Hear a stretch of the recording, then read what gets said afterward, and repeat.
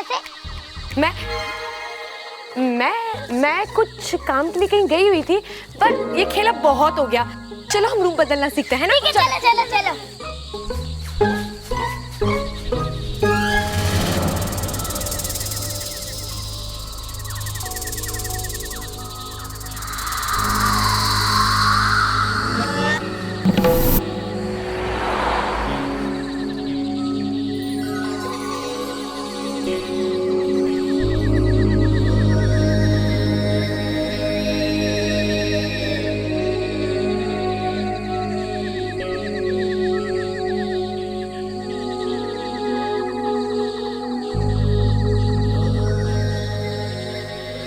ओम नमः तक्षम खुलाए सर्प स्तंभने कुरु कुरु स्वाहा।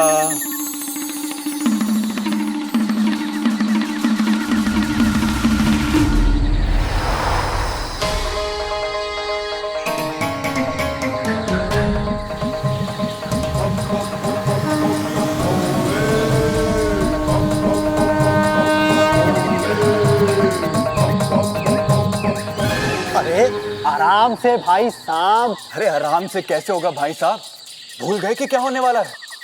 अरे जल्दी से जाकर सबको अंतिम चेतावनी का संकेत भेजो। हाँ।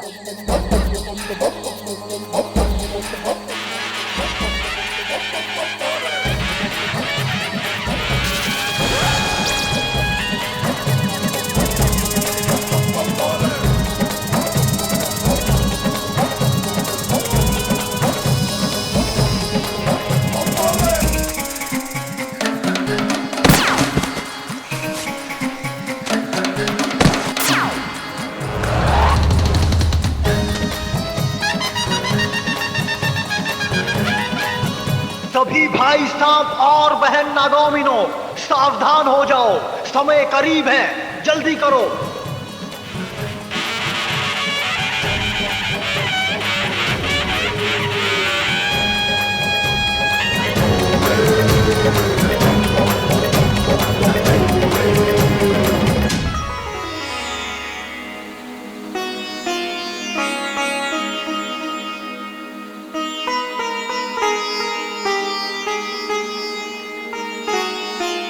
सिपली सिपली मेरी प्यारी सिपली। तुम्हें पता है नागोमी देव ने मेरी तपस्या से खुश होकर मुझे एक नई सिद्धि दी है। हाँ? एक ऐसा मंत्र दिया है जिससे मैं कुछ ही पलों में तुम्हें रानी जैसा तैयार कर सकता हूँ। नहीं नहीं नहीं, आप ना रहने दीजिए। आपकी सिद्धि कभी सीधी काम नहीं करती, हमेशा गड़बड़ होती है। अरे इस बार कोई गलती नहीं होगी, ये मंत्र बहुत आसान है। इस मंत्र के बाद जब तुम अपने आप को आईने में देखोगी तो खुशी से मुझे गले लगा लोगी। अच्छा, मंत्र पढ़िए। ओम ह्रीं श्रीं क्लीं रूपम कुरूपम बदलेव रूपम रानी नई पुरानी शनै शनै वक्रणायम स्वाहा।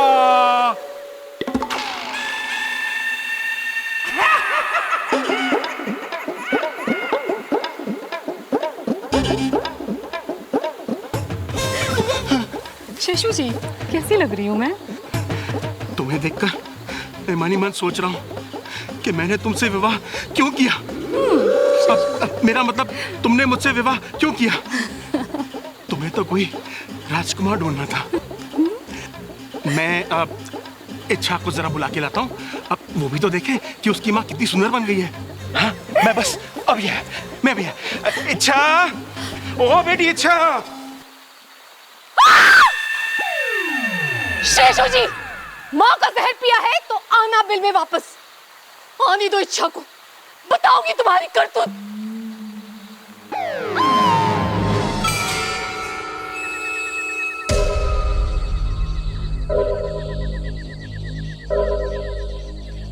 बस सिर्फ एक इच्छाधारी नाग मेरे हाथ लग जाए, फिर पूरी दुनिया में हंगामा मच जाएगा।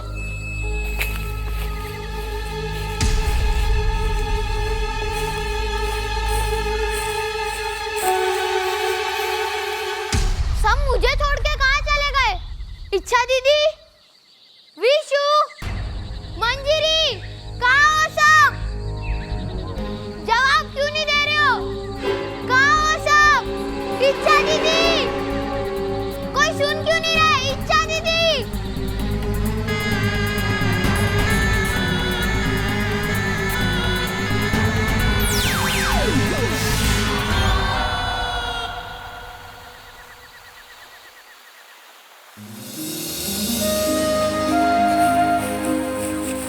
खोगा सरदार की जय, चिरमिरी की जय। नागो और नागोमिनो, जैसा कि आप सबको पता है कि इंसानों ने हमारे ऊपर एक टीवी शो बनाया है, सुना है बहुत अच्छा है। इसीलिए हमने वाकू को इंसानों के घर में भेजा है। वो वहां टीवी देखेगा और उसका जुड़वा भाई नाकू सर्प संपर्क विधि से वहां के चित्र हमें यहां दिखाएगा।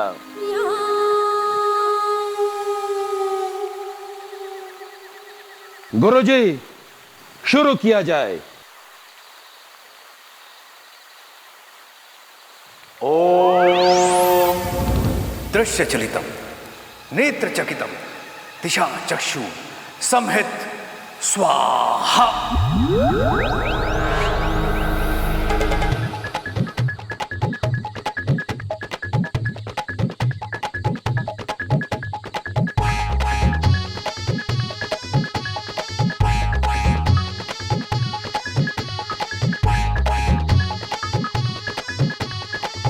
शायद कोई खाना शो चल रहा है। गुरुजी, ये वाकू ही है, रसोई में चल रहा है, लगता है दूध ढूंढ रहा है। उससे कहो कि अभी सिर्फ टीवी ढूंढे। हिस फिस, फुस फुस, शे शे।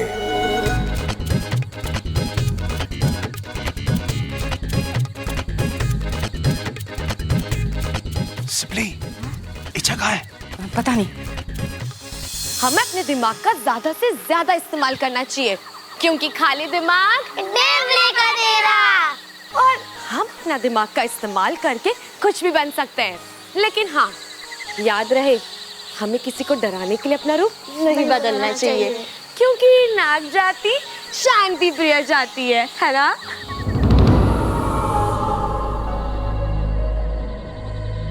अरे ओ महारानी, अब तक खाना नहीं बना? कुछ आता भी है तुझे बनाना? नहीं आता। बताऊं क्या आता है? डसना।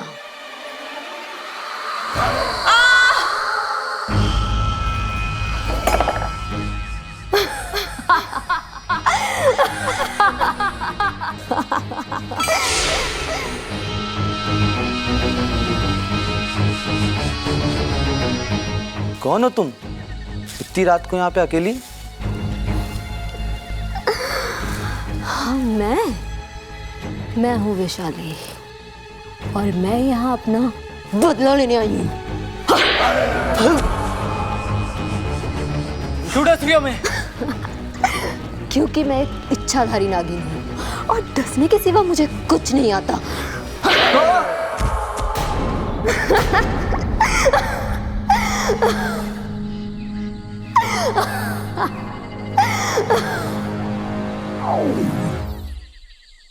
अरे, ये इंसान तो हमें खूनी दरिंदा दिखा रहे हैं।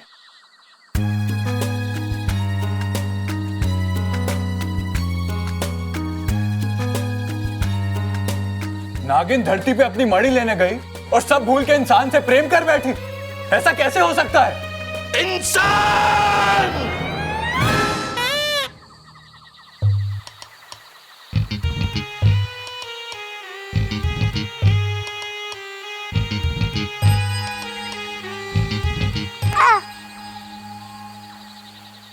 अरे क्या हो रहा है यहाँ? मैं तुम लोगों को रूप बदलना सिखा रही हूँ और तुम लोग यहाँ पे लड़ रहे हो। चलो अपनी अपनी पूंछ नीचे करो, करो अपनी अपनी पूंछ नीचे।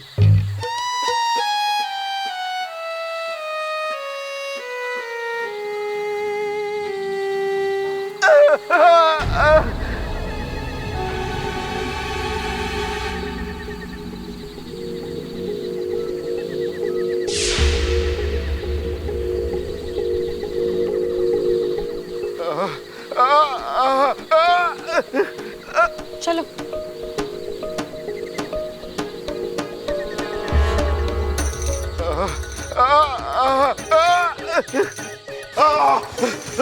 इंसान नागिस्तान में कैसे? बेटा मुझे बचा लो, किसी छोटे सांप ने मुझे क्या डस दिया है बेटा।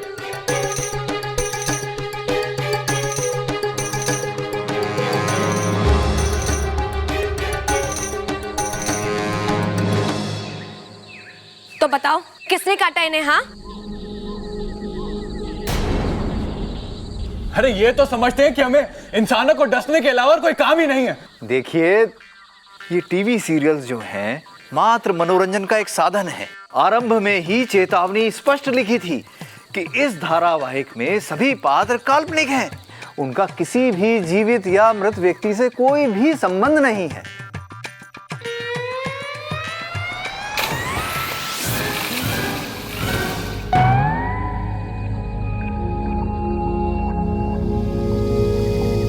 लेकिन हम तो काल्पनिक नहीं हैं, हम तो असली नाग हैं। इस सीरियल में हमें कितना बेकार दिखाया गया है, जैसे नाग मणि की रक्षा करना और इंसानों को डसने के अलावा हमें और कोई काम आता ही नहीं। हाँ पिताजी, आप बिल्कुल सही कह रहे हैं। ये तो हमारा सरासर अपमान है। हमें अपने सबसे खतरनाक और विषैले सैनिकों को इंसानी बस्ती भेजकर इन इंसानों को सबक सिखाना ही होगा। सही बोल रहे हैं। चलो सब लोग अपने अपने मुंह खोलो। जिसने भी काटा होगा उसके मुंह में ब्लूटूथ होगा। इच्छा दीदी, ये ब्लूटूथ क्या होता है? मतलब जिसने भी काटा होगा उसके दांत नीले होंगे। चलो मुंह खोलो। तुम खोलो। तुमने तो नाटा, तुमने इन्हें काटा? हाँ, इधर आओ। तुमने काटा इन्हें, है ना? तो मैं क्या करता? वो कोई बाजा बजा रहा था, उसे लगातार देखने से ही मेरा सर घूम रहा था। उसने मेरी पूंछ पकड़ी और मैंने उसे काटा। गलत बात नाटा, अच्छे सपोले किसी को नहीं डसते। लेकिन चिरमेरी दीदी तो कहती है कि जो भी परेशान करे उसे डस लो। गलत समझा होगा। अगर ऐसा कोई करे तो उसे फुंकार मार के डराते हैं। चलो अब तुम इनका जहर निकालो। मैंने कहा ना, निकालो जहर। चलो।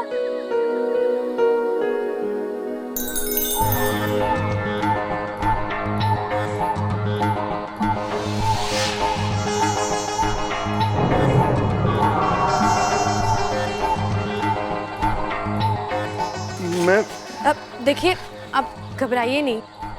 अब तो हमने आपका जहर भी निकाल दिया है। लेकिन आप ये बताइए कि आप हैं कौन और यहाँ क्या कर रहे हैं? जी, मैं एक सपेरा हूं और ये सांप को पकड़ने का काम करता हूं।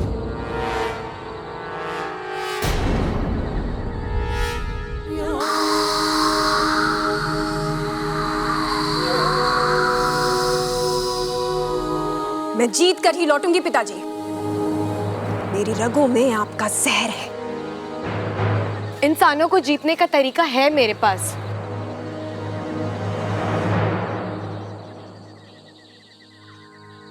मुख्य जी, इंसान को जीतने के लिए हमें उनका दिल जीतना होगा। उनके दिल में विश्वास भरना होगा कि हम खतरनाक नहीं हैं। हमें उन्हें प्यार से समझाना होगा।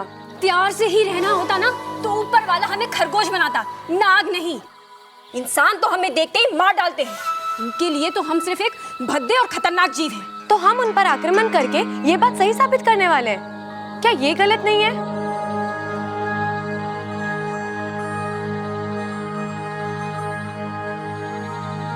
मुख्य जी, हम इंसानों के विचार बदल सकते हैं, जैसे इस इंसान के बदल गए हैं। इंसान?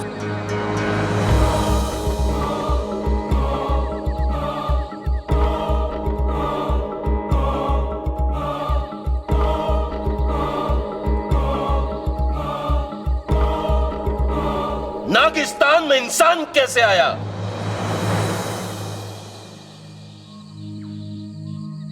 माफी चाहता हूं मुखिया जी।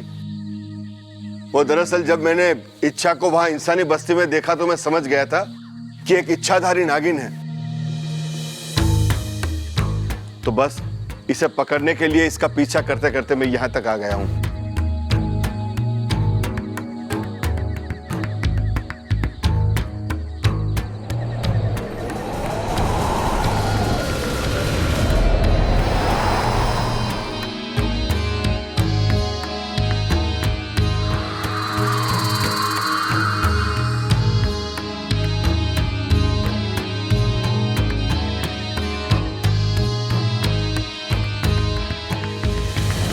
मुखिया जी, अगर इच्छा की इच्छा होती तो वो मुझे वहां मरने के लिए छोड़ सकती थी, लेकिन ये जानते हुए भी कि मैं एक इंसान हूं, एक सपेरा हूं, इसने मेरी जान बचाई है। मुखिया जी, मैं आज अभी ये कसम खाता हूं कि आज के बाद कभी भी किसी भी सांप को नहीं पकड़ूंगा। मुखिया जी, जब एक इंसान का हृदय परिवर्तन हो सकता है तो बाकियों का भी हो सकता है। इच्छा अभी इंसानों के बारे में अच्छे से नहीं जानती है पिताजी। मैं इंसानी बस्ती जा रही हूँ बस।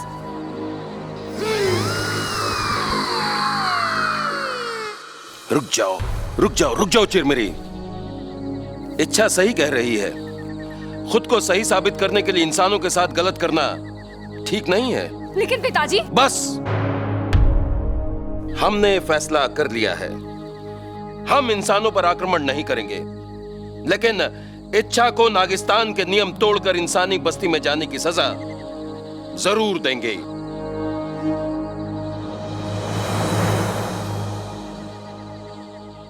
और इसकी सजा है, जब तक इच्छा यह साबित नहीं कर देती कि इंसानों का हृदय परिवर्तन संभव है, तब तक यह इंसानी बस्ती में ही रहेगी।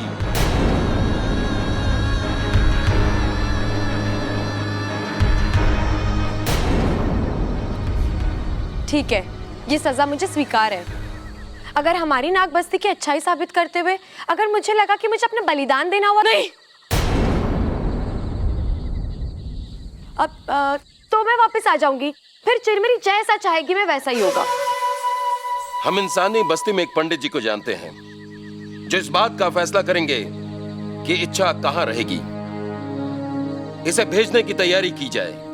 कल प्रातःकाल जाने के लिए शुभ मुहूर्त है। चलो, हम सबके दूध पीने का समय हो गया।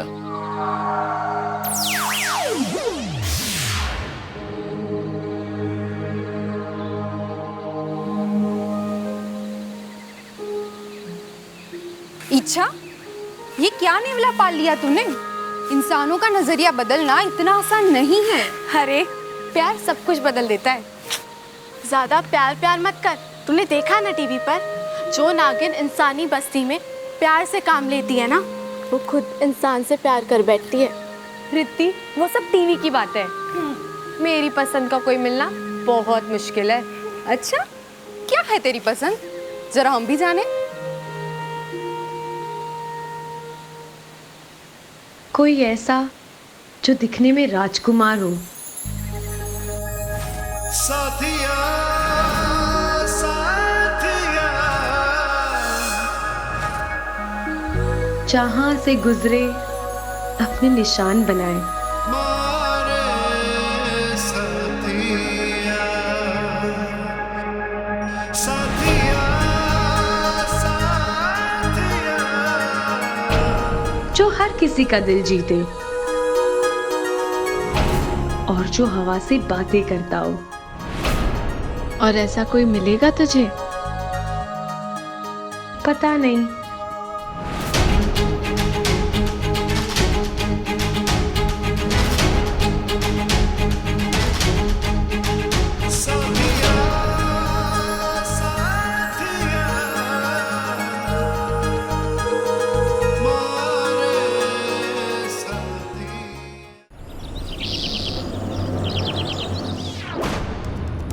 ओम नागोमी देवाय नमः।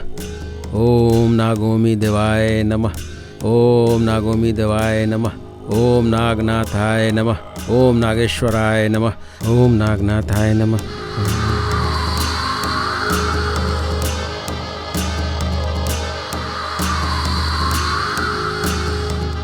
अरे, नागोमी देव की मूर्ति पे नाग, जय हो, चमत्कार हो गया।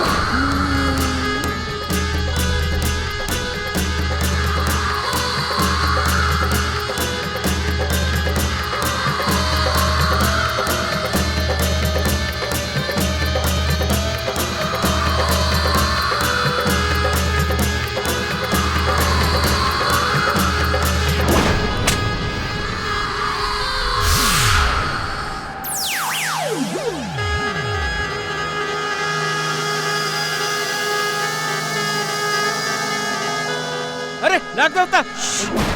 चिल्लाइए मत, मैं नाग नहीं नागिन हूँ। गोगा मुखी जी ने भेजा है मुझे।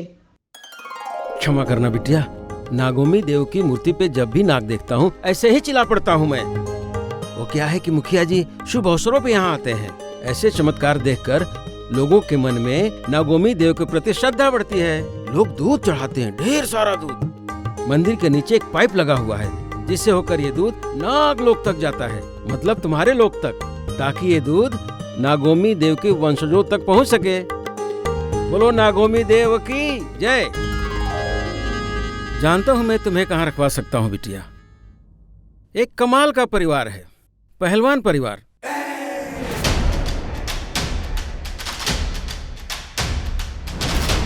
जिसकी मुखिया है कौशल्या देवी, जो दादी के नाम से प्रसिद्ध हैं। जा छोरा, तूफान का मुंह मोड़ दे। बहुत हिम्मत वाली हैं वो। और कौन कौन है उस घर में? भरा पूरा परिवार है। जम के लड़िए, नानी याद दिला दिए हैं। कौशल्या जी का बेटा खड़क, उसकी बीवी है चंचल, फिर खड़क और चंचल का बड़ा बेटा यानी कौशल्या जी का बड़ा पोता प्रबल और उसकी बीवी ममता है। उनके बाद कौशल्या जी का मंझला पोता सबल और उन सबका लाडला यानी प्रबल ममता का बेटा अप्पू। अभी तो तुम सिर्फ इतना समझ लो कि कौशल्या देवी के छोटे पोते बब्बल को अपना रास्ता बनाकर उस घर में तुम्हें कैसे भी जाना है। वो कैसे? ये सब वहीं चल के बताऊंगा, क्योंकि बब्बल के खुले से आने का समय हो गया। चलो चलो बेटे, चलो चलो।